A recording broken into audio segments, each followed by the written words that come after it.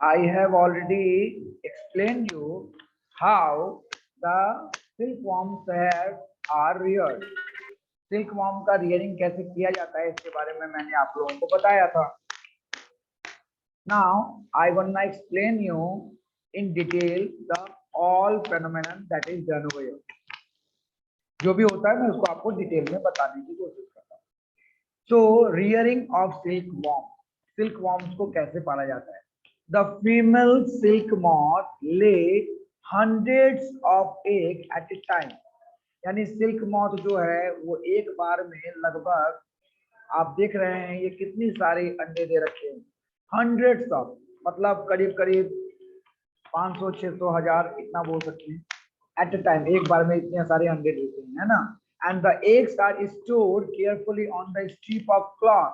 एक पतले से कपड़ों के ऊपर में सारे अंडों को रखा जाता है और बहुत केयरफुली रखा जाता है. ठीक है, तो रख दिया और या फिर पेपर के ऊपर रख दो. And sold to the silkworm farmer.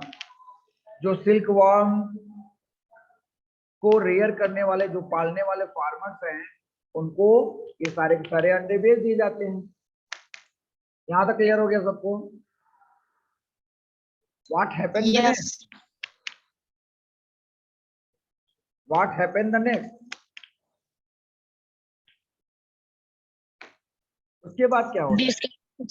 उसके बाद जो है the farmer keep the eggs under the hygienic condition.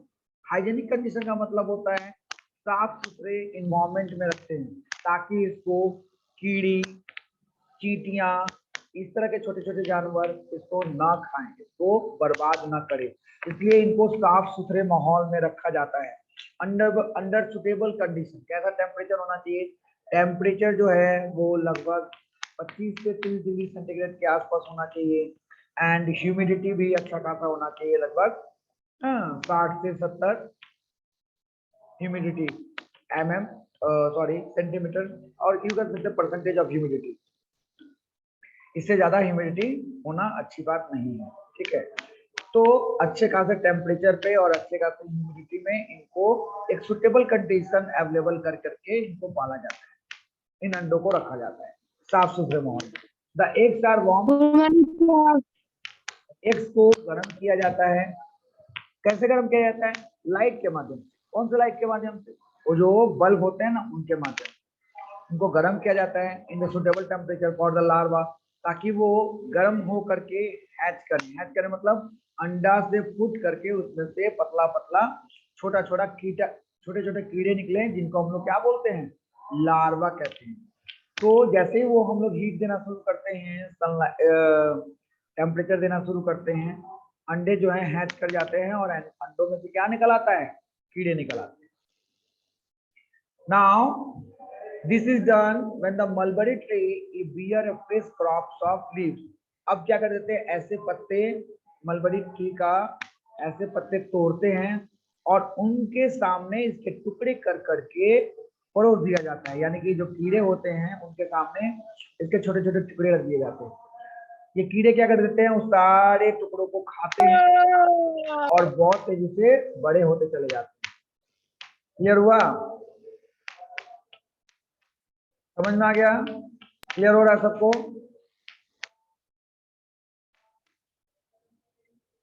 प्रकाश रंजन खेलने आए हो? खेलने आए हो? निकाल दो ग्रुप से अभी. काफी देर से हो आवाज कर रहे हो. बंद करो, म्यूट करो अपना फोन अभी.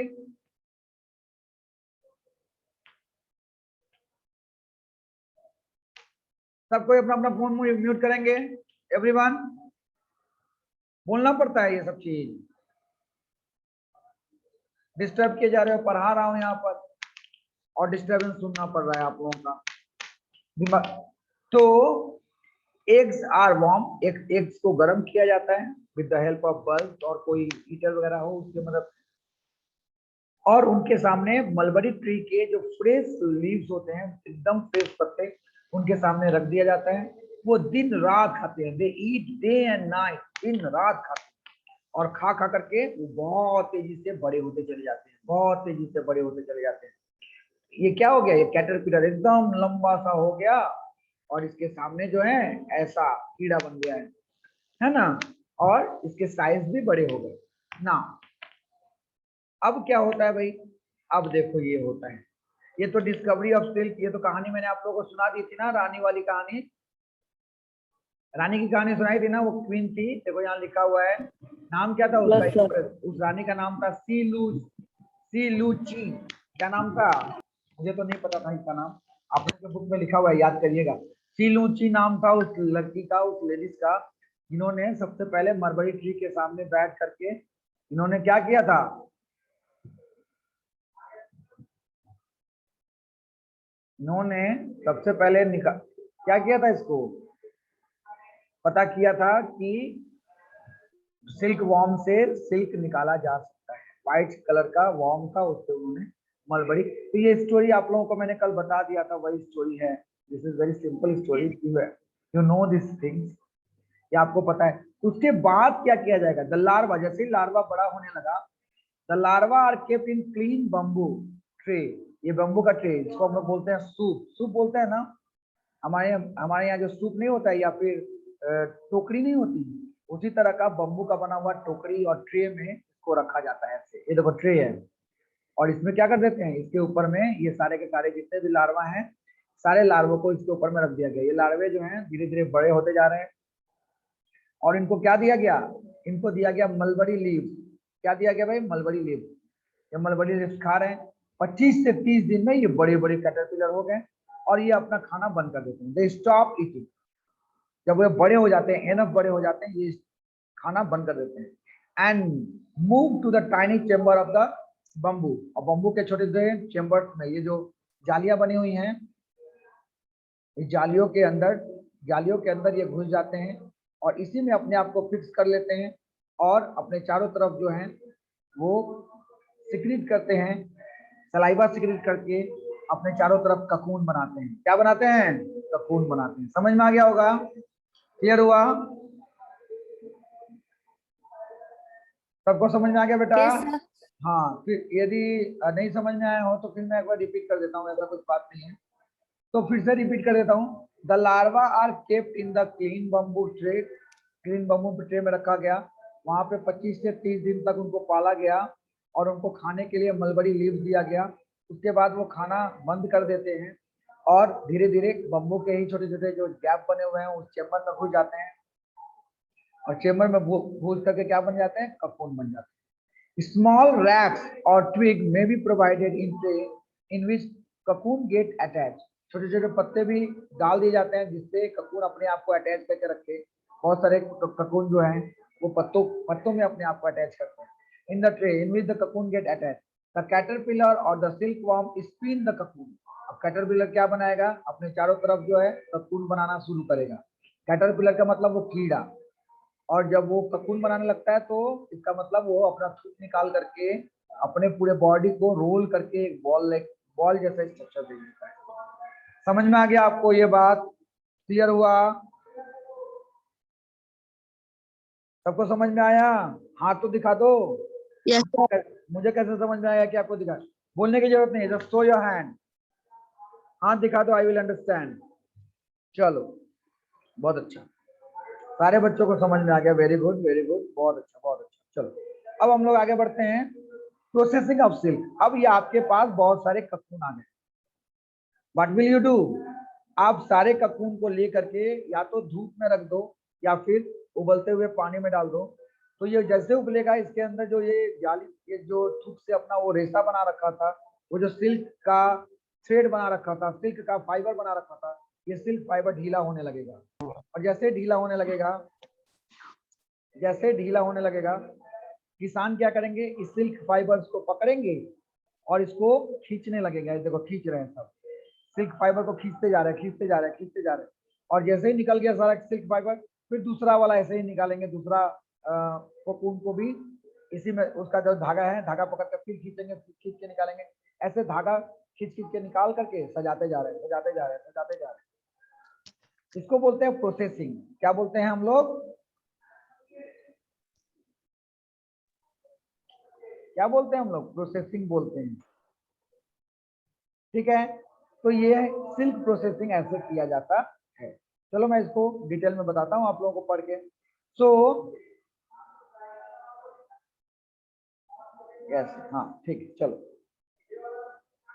A pile of cocoon is used to obtain silk fiber. Pile मतलब बहुत सारा ककून। पाइल मतलब होता है बहुत सारा ककून का पहाड़, बोल सकते हैं। बहुत सारे ककून को लेकर के उसका रेशा निकाला जाता है ना। The cocoon are kept under the sun. इसको सूरज की धूप डाल दी जाती है, तो क्या हुआ, जैसे सूरज का धूप लगेगा इसका जो ऊपर वाला रेशा है वो ढीला पड़ने लगेगा, और या तो उसको उबलते हुए पानी में डाल देते हैं या फिर उसको स्टीम लगाते हैं। तीनों तरीके से उसके रेशे को हम क्या कर देते हैं, निकालते हैं। The silk fibre separated out. इससे क्या होता है, सिल्क फाइबर सेपरेट निकल जाता है। And the process of taking out of the thread from the silk cocoon is called reeling. और ये जो रील निकला इसी को हम लोग क्या बोलते हैं, रीलिंग बोलते हैं। क्या बोलते हैं, रीलिंग। तो यहाँ पे 3-4 क्वेश्चन मैं आज बताऊंगा, आप लोगों को फटाफट नोट करेंगे। Reeling is done with a special machine. आज के डेट में ये लोग हाथ से नहीं करते, धीरे धीरे मशीन में फंसा देते हैं। मशीन जो है ऑटोमेटिकली खींच लेता है, तो मशीन के माध्यम से होता है। विच अनविंड द थ्रेड। जो उलझा हुआ बाल होता है तो मशीन क्या करता है, उसको सीधा सीधा कर देता है। Unwind the thread from the cocoon. Cocoon से खींच देता है। And silk fibre are then spun. और ये जो फाइबर बने इसको स्पन करके, इसको स्पन करके, स्पन का मतलब क्या होता है, लपेट करके, इसको लपेट करके धागा बनाया जाता है जिसको बोलते हैं सिल्क थ्रेड। और यानी सिल्क यार्न से, मतलब सिल्क का जो फाइबर होता है, सिल्क के फाइबर से बनता है सिल्क यार्न और सिल्क थ्रेड। थ्रेड बोले या यार्न बोले एक ही चीज है। तो फाइबर को लपेट करके सिल्क यार्न बनाया जाता है, और सिल्क यार्न से सिल्क फैब्रिक यानी कि कपड़ा बनाया जाता है। सिल्क फैब्रिक का मतलब होता है कपड़ा, सिल्क का कपड़ा बनता है। तो ये सिल्क फाइबर को स्पन किया, बन गया सिल्क यार्न यानी कि एक धागा। और ऐसे बहुत सारे धागों को सजा करके बुना जाता है, और बुन के बनाया जाता है सिल्क थ्रेड और फाइबर फैब्रिक। और सिल्क फैब्रिक को मार्केट में सेल कर दिया जाता है। लोग अपने मन के मुताबिक जो भी बनाना चाहते हैं उससे वो बनाते हैं। सो वीवर लोग क्या करते हैं, उसको वोवन करते हैं यानी कि बुनते हैं। सिल्क के कपड़ों को लेकर के बुनते हैं, सिल्क के धागों को लेकर के, यार्न को लेकर के बुनते हैं, और बुन करके क्या बनाते हैं, सिल्क फैब्रिक बनाते हैं। क्या बनाते हैं, सिल्क फैब्रिक। तो यहाँ सबसे इंपॉर्टेंट क्वेश्चन है, state the processing of silk. Silk का प्रोसेसिंग कैसे होता है ये बताना है आपको। सेकंड नंबर क्वेश्चन क्या बताना है आपको, डिफाइन रीलिंग। रीलिंग क्या होता है, डिफाइन रीलिंग, रीलिंग क्या होता है। नेक्स्ट क्वेश्चन, ये दोनों क्वेश्चन नोट करेंगे। इसके बाद का क्वेश्चन नोट करेंगे पीछे वाले पन्ने का। देखिए ये रहा, क्या टॉपिक है,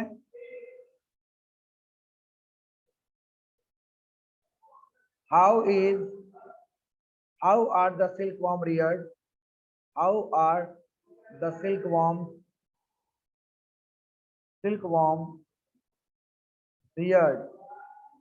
सिल्कवॉर्म को कैसे पाला जाता है, ये पूरा आपको फिनोमिनन बताना है। ठीक है, समझ में आया। अब सिल्कवॉर्म का हम लोग सिल्कवॉर्म के कौन से लाइफ साइकिल के स्टेज से हम सिल्क ऑब्टेन करते हैं। फ्रॉम वेयर डू, ये वाला क्वेश्चन दिया था मैं, फ्रॉम कल भी दिया था। From where do we obtain the silk, obtain the silk. Silk हमें कहाँ से मिलता है, we obtain the silk from the cocoon of the silkworm. Cocoon of the silk moth, cocoon of the, answer होगा cocoon of the silk moth. Silk moth के cocoon से हमें silk मिलता है, तो इसका आंसर ये होगा we we obtain the silk from cocoon of the silk moth. ठीक है, ये इसका फिलिंग द ब्लैंक्स टाइप का है, तो नोट कर लेंगे। फिर आपको करना क्या है, अब कुछ नहीं करना। अब मैं आप लोगों को दिखाने जा रहा हूँ अपना एक नोट, होप कि आप लोगों के साथ में शेयर किया होगा। Just I going to show you my notes. Hope I have already shown you this note. Just wait and see. Just a wait. No, no, no. एक मिनट बच्चा, कहाँ गया?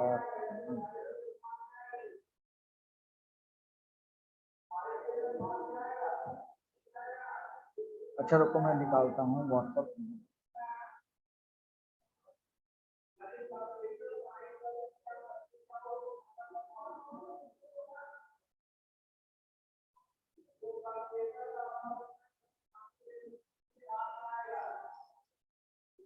तुम क्या बच्चों, निकालता हूँ, एक मिनट वेट करो।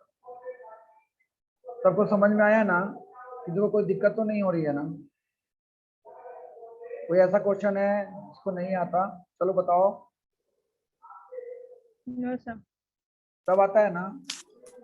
अभी मैं आप लोगों के साथ शेयर करने जा रहा हूँ एक दूसरा पेज इसका, जो मैं आप लोगों को दिखाने वाला हूँ। जस्ट वेट, दिखाता हूँ।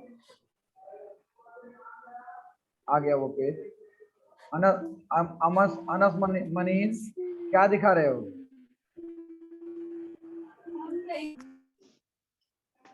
देखो, ये मेरा नोट्स है। मैंने आप लोगों को ये नोट दिया है क्या? Have I given this notes to you? No sir. कोई बोल रहा है नो yes सर। sir, कोई बोल रहा है no sir. No sir. No sir. Okay no sir. Okay, I will sir group में डाल दीजिए। Okay, I will share. अब तुम लोग को बोलने की जरूरत नहीं है, तुम लोगों से ज्यादा सेंसिटिव हूँ मैं इस मामले में। Okay, I will share it today. ठीक है, समझ में आ गया? चलो अब देखो इधर, प्रोडक्शन ऑफ वूल मैं बहुत शॉर्ट में बनाया हूँ। वैसे जो मैंने क्वेश्चन दिया है सब आंसर वहीं पे लिखना है। और इस बार जो क्वेश्चन आने वाले हैं वो आपको मिलेंगे 50 क्वेश्चन में से 25। और ये 25 जो क्वेश्चन होंगे, इसमें मोस्टली जो क्वेश्चन होगा वो सब का सब एमसीक्यू होगा। यानी 4 ऑप्शन में से आपको एक ऑप्शन सही होगा और उसी को चूज करके आपको ऑप्शन करेक्ट करना है। समझ में आया? The wool is obtain mainly from the animal like sheep. Wool कहाँ से निकाला जाता है? शिप से निकाला जाता है। मैं पूरा रिवीजन करवा रहा हूँ शॉर्ट में। याक से निकाला जाता है, गोट से निकाला जाता है, ऊल से निकाला जाता है। कल से मैं टेस्ट लेना शुरू करूंगा। कल का टेस्ट है चैप्टर नंबर 1 का। किसका टेस्ट है? चैप्टर नंबर 1 का। और कल जिससे पूछूंगा वो सारा का सारे बच्चे जो हैं, जिससे पूछूंगा वही आंसर देगा। कल मैं वही सिस्टम लगाऊंगा, खाली उसी को अनम्यूट करूंगा। तौसीफ रजा अपना फोन म्यूट करो।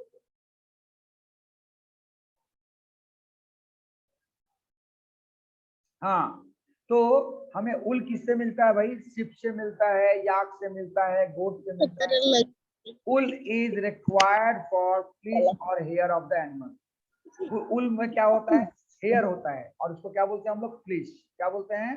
फ्लीस बोलते हैं। ठीक है, नेक्स्ट, या हेयर बोलते हैं। एनिमल दैट ले एल्ड उल, जो जिस एनिमल से हम लोग उल निकालते हैं उनका नाम यहाँ मैंने बकायदा बहुत खूबसूरत ढंग से दे रखा है। एल्पैका, ये देखो ये एल्पैका है। ये है याक, ये देख रहे हो ना, ये याक है। ये हो गया शेप, ये हो गया गोट। बाप रे बाप, कितना खतरनाक गोट दिखाई दे रहा है।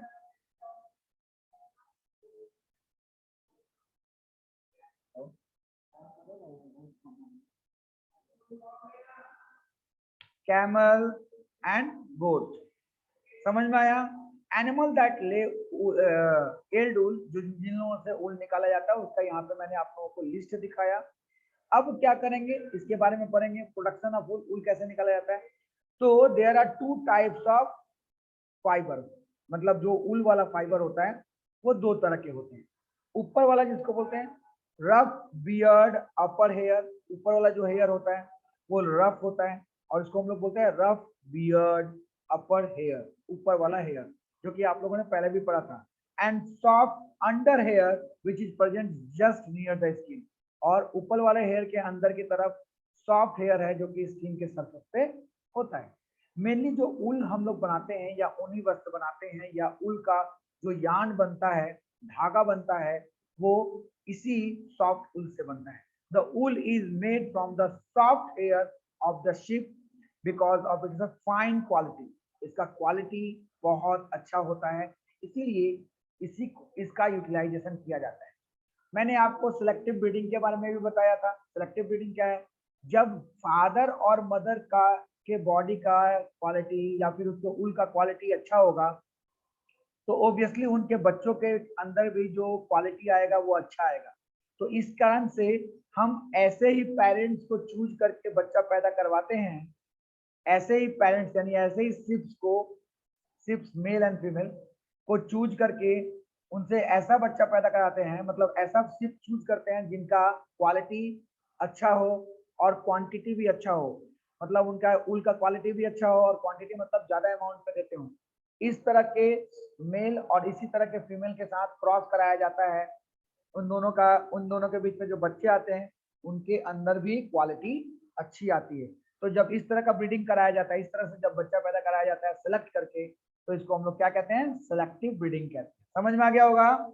ये बहुत इंपॉर्टेंट टर्म है। What is selective breeding? मैंने पहले भी क्वेश्चन दे रखा है इसको, देखो लिखा हुआ है, जो आंसर नहीं पाए होंगे उनके लिए। Sometimes sheeps are selected to gain the breed. Sheeps को सेलेक्ट करके ब्रीड यानी उनके बच्चों का को पाया जाता है, गेन किया जाता है मतलब पाया जाता है।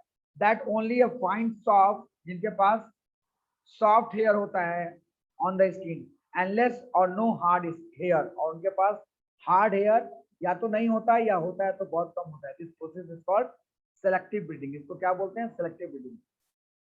The sheeps are fed with, sheeps को क्या खिलाया जाता है? ग्रास, घास खिलाया जाता है, लीव्स खिलाया जाता है, पत्ते खिलाए जाते हैं, पल्सेस, दाल खिलाया जाता है। जैसे कि आप लोग भी देखिए, आप लोग के घर में यदि गाय वगैरह होती हैं तो आप लोग दाल खिलाते हो, प्रोटीन की कमियां उनका दाल से फुलफिल होता है। फैट की कमी जो है ऑयल केक से फुलफिल होता है, ऑयल केक खिलाया जाता है। जैसे हम खाते हैं वैसे इनका भी ध्यान रखना जरूरी होता है। और ड्राई पाउडर इनके पेट को साफ करने में मदद करता है। सबको समझ में आ रहा है ना? बोलो, सबको समझ में आ रहा है? हाँ या नहीं? Yes, sir. Very good. Yes, sir. Sheep are Yes, sir. reared, बस हो गया। Sheep are reared, देखो 10 मिनट बचा हुआ है टाइम, फटाफट करते हैं complete. Sheep are reared all over the India, India के हर जगह पे शिप को लगभग पाला जाता है। जैसे जम्मू कश्मीर, राजस्थान, अरुणाचल प्रदेश, गुजरात, इन जगहों पे पाला जाता है। इसका एक चार्ट आप लोगों के बुक में ही है और वही चार्ट यहाँ पर भी है। देखो यहाँ पे लिखा हुआ बकायदा, लोही, गुड क्वालिटी वूल, दिखा था ना आप लोगों के बुक में। ये सब क्या है? वैरायटी ऑफ, ये क्या है? Variety of ship. ये अलग अलग तरीके के शिप हैं जो अलग अलग स्टेट में पाए जाते हैं और जिनका जो उल होता है वो अलग अलग डिजाइन का होता है और उसका यूटिलाइजेशन अलग अलग होता है। समझ में आया? अलग अलग तरह के शिप होंगे तो ऑब्वियसली उनका उल भी अलग अलग होगा और उसका यूटिलाइजेशन भी अलग अलग होगा। तो जैसे लोही, ये कहाँ पाया जाता है? राजस्थान में पाया जाता है, पंजाब में पाया जाता है। इसका जो क्वालिटी ऑफ उल होता है वो बहुत बेहतरीन होता है, इससे ऊनी वस्त्र बनता है। चलो आगे बढ़ते हैं। ऐसे ही रामपुर बुशहर, नाली, बखरवाल, मारवाड़ी, पतनवाड़ी, इसमें से 3-4 नाम तो आना ही है, वेरी इंपॉर्टेंट। मैं दे सकता हूं कि name any 4 variety of sheep and the state where they are reared, और उस स्टेट का नाम लिखना है जहां पे वो पाले जाते हैं। समझ में आ गया? बोलो, जल्दी बोलो। हाँ वेरी गुड, चलो अच्छी बात।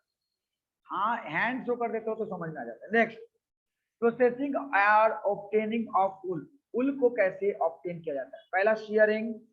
शेयरिंग का डेफिनेशन मैंने लिखवाया था ना, जिनको नहीं मिला होगा यहाँ से ले सकते हैं। Shearing, it is a process of removing fleece, यानी कि बाल को हम रिमूव कर रहे हैं। ये देखो, ये है आपका भेड़, इसके पूरे बॉडी में बाल है, तो हम क्या करेंगे? ट्रिम कर देंगे बाल को, और ट्रिमिंग करने के प्रोसेस को ही कहा जाता है शेयरिंग। रिमूविंग द फ्लीश और hair of the sheep along with a thin layer of skin. Shearing is conducted in hot weather. अब ये भी क्वेश्चन दिया था कि गर्मी में क्यों किया जाता है? क्योंकि गर्मी में इनको बाल की जरूरत होती नहीं, ठंड में इनको ठंड लगता है इसलिए उनको बाल की जरूरत होती है। इसलिए ठंड के सीजन में शिप के बालों को नहीं साफ किया जाता, सिर्फ गर्मी के सीजन में जो है इन लोगों के बाल को साफ किया जाता है ताकि इनको कोई कष्ट ना हो। उसके बाद क्या होता है, स्काउरिंग। स्काउरिंग का मतलब होता है इसके इसमें जो फंसे हुए डर्ट होते हैं वो सारे डर्ट को निकालना, डस्ट को निकालना और उसको धोना मशीन से। अब जैसा हम लोगों का वॉशिंग मशीन आता है वैसा ही मशीन होता है, उसमें डाल देते हैं और नचा नचा के उसको धोता है, उसमें से गंदगी निकाल देता है। तो चलो स्काउरिंग हो गया। स्काउरिंग के बाद आते हैं हम लोग सॉर्टिंग। अब मशीन में डाल करके जो छोटे छोटे सॉफ्ट बाल हैं उसको अलग किया जाता है, जो बड़े बड़े मोटे मोटे बाल हैं उनको अलग किया जाता है ना। It is the process of separating hair of the sheep according to their texture. मोटे और पतले बालों को अलग करना। रिमूविंग ऑफ बर्ब, जो सॉफ्ट बाल होते हैं सबसे पहले उसी को निकाला जाता है ताकि उससे क्या बनाया जा सके, उल बनाया जा सके। हाँ देखो लिखा हुआ है in this step the burr मतलब सॉफ्ट बाल, hair present in the hair are picked out, उसको निकाला जाता है, मशीन निकालती है। Then the hair is clean, उसको फिर दोबारा साफ किया जाता है। ड्राइड आउट, सुखाया जाता है। And the product to obtain a, हाँ जो प्रोडक्ट निकलता है उससे जो है उल बनाया जाता है। यही जो है फाइबर यानी कि यान यानी कि ऊन का धागा बन के तैयार किया जाता है, उन्हीं से वर्ष बनता है, वर्ष। क्लियर हो गया, समझ में आ रहा है सबको? बहुत यस सर। अब कलर करना है तो भाई कलर के लिए आपका डाई, कोई भी डाई डाल दो, कोई भी डाई, डाई का मतलब होता है कलर। कोई भी डाई डाल करके आप उसको कलर करना चाहते हो, पिंक कलर का बनाना है, रेड कलर का बनाना है, ब्राउन कलर का बनाना है, ब्लैक कलर का बनाना है, आप कोई भी कलर डाल दो हो जाएगा। और इसका एक अच्छा खूबसूरत सा ड्राइंग, प्लीज प्लीज अफरोज देखो, ये देखो ये कितना खूबसूरती से ये बेचारा बैठा हुआ है। आहा, पप्पी लेने का मन कर रहा है। इस शिप को क्या किया गया, पूरा स्किन इसका साफ कर दिया गया, किसके मदद से, ट्रिमर के मदद से। देखो ये हाथ में ट्रिमर ले रखा है, साफ करके क्या किया, ये सब को इकट्ठा करके रखा है यहाँ पर और इसको पानी में डुबो करके सरफ के पानी में मार धो रहा है। धोने के बाद इसको रोलर मशीन से रोल कर रहा है, देखो रोल कर रहा है। फिर उसको जाकर के स्पिन किया जाता है, स्पिनिंग करके और तब जाकर के ये उल बन गया। समझ में आया, पूरा प्रोसेस समझ में आ गया, आया सबको? Yes sir. अब इसका कल मैंने ऑक्यूपेशनल हजार पढ़ाया था, 4 मिनट बचा हुआ है, देख लेते हैं। ऑक्यूपेशनल हजार क्या बोलते हैं, जब आदमी किसी पर्टिकुलर एरिया में काम करता है, पर्टिकुलर प्लेस पे काम करता है और प्लेस पे काम करने की वजह से जब उससे कोई बीमारी होती है तो उसे हम लोग क्या बोलते हैं, ऑक्यूपेशनल हजार। क्या बोलते हैं, ऑक्यूपेशनल हजार। देखो लिखा हुआ है in some industry the worker have to face risk to getting disease, उनको बीमारी होने का रिस्क रहता है। और इस तरह के प्रॉब्लम्स को हम क्या कहते हैं, ऑक्यूपेशनल हजार। क्या कहते हैं इसे, शॉर्टर्स डिजीज। शॉर्टर्स डिजीज क्या है, it is an occupational hazard associated with the production of wool. ये एक तरह का ऑक्यूपेशनल हजार है जिसमें कौन, ये शॉर्टर्स डिजीज किसको होता है, वुल इंडस्ट्री में काम करने वाले वर्कर्स को होता है। किसकी वजह से होता है, एक बैक्टीरिया की वजह से होता है। बैक्टीरिया का नाम एंथ्रेक्स बैक्टीरिया, ठीक है। एंथ्रेक्स बैक्टीरिया का उनका खून जो है वो पॉइजनस हो जाता है और इस बीमारी का नाम क्या है, शॉर्टर्स डिजीज। समझ में आ गया सबको? चलो भाई आगे बढ़ते हैं। प्रोडक्शन ऑफ सिल्क मैंने पहले ही बता दिया था आपको, सिल्क जो है सिल्क वर्म से निकलता है। 3 मिनट से आगे ना बढ़िए। क्या कौन बात कर रहा है जी? हाँ, सेरिकल्चर क्या है, it is a breeding and raising of silk worm. Silk worm को पालना, उनका ब्रीडिंग करवाना, उनका बच्चा पैदा कराना, उनको पालन पोषण करना सेरिकल्चर कहलाता है। Different types of silk worm, बहुत तरह के सिल्क वर्म होते हैं। यहाँ पे मैंने उसका लिस्ट बना रखा है, देखो यहाँ बाकायदा लिस्ट मिलेगा आपको सिल्क वर्म का। क्या क्या लिखा है देखो, मलबरी सिल्क, उसका साइंटिफिक नाम क्या है, बॉम्बेक्स मोरी, फैमिली क्या है, ब्रोमिडी, और कौन से प्लांट में पाया जाता है, मलबरी प्लांट में पाया जाता है। इसी तरह से इरी सिल्क, ये कौन से प्लांट में पाया जाता है, कैस्टर प्लांट में पाया जाता है, इसका नाम है। ये सब करने की जरूरत नहीं है, आप खाली 2-3 एग्जाम्पल कर लो। चाइनीज तस्सर, ये कौन से प्लांट में पाया जाता है, ओक के प्लांट में पाया जाता है। जापानीज तस्सर, ये कौन से प्लांट में पाया जाता है? ओक के प्लांट में पाया जाता है। मूंगा सिल्क जो इंडियन है ये सोम के प्लांट में पाया जाता है। तो इस तरह से मैंने सिल्क का बकायदा डिटेल निकाल रखा है, कौन सा सिल्क कहाँ पाया जाता है। ठीक है, समझ में आ रहा है सबको? इनका देखो बहुत खूबसूरत सा मैंने एक वो बना दिया है, लाइफ साइकिल बनाया है। ये हो गया एडल्ट। एडल्ट जो फीमेल है वो पत्तों में क्या दे रही हैं? एग दे रही हैं। ये है एग। एग से क्या बन गया भाई? लार्वा। लार्वा को हम लोग क्या बोलते हैं? कैटरपिलर। क्या बोलते हैं? ये देखो कैटरपिलर, ये कैटरपिलर बन गया। सबको समझ में आ रहा है ना? हाँ, हाथ दिखाओ, हाथ, हैंड शो करो। और इससे क्या मिल रहा है? इससे मिल रहा है हमें cocoon. Very good, very good, cocoon. और इस ककून से फिर फट करके कौन निकल आएगा? Adult human. एडल्ट इसका नाम है मॉथ निकल आएगा, यानी कि सिल्क वॉर्म निकल आएगा, सिल्क मॉथ निकल आएगा। लेकिन हमें इसकी जरूरत होती है। ये इसको यदि हम उबलते हुए पानी में डाल दे तो इससे जो बाहर वाला जो धागा निकलेगा, फाइबर निकलेगा, यही जो होगा सिल्क वॉर्म होगा। यानी कि इससे क्या होगा? सिल्क का जो कीड़ा होगा वो मर जाएगा अंदर ही अंदर, और इससे जो धागा निकल के आएगा वो होगा सिल्क का धागा, यानी कि सिल्क फाइबर। क्लियर हो गया? आप लोगों को समझ में आया होगा? फटाफट देखते हैं, 1 मिनट से कम बचा हुआ है टाइम। ये अंडा देते हैं, अंडे से जो है ये आप लोगों को सब बता दिया, आज ही बताया हूँ। तो आज के लिए इतना ही। कल जो है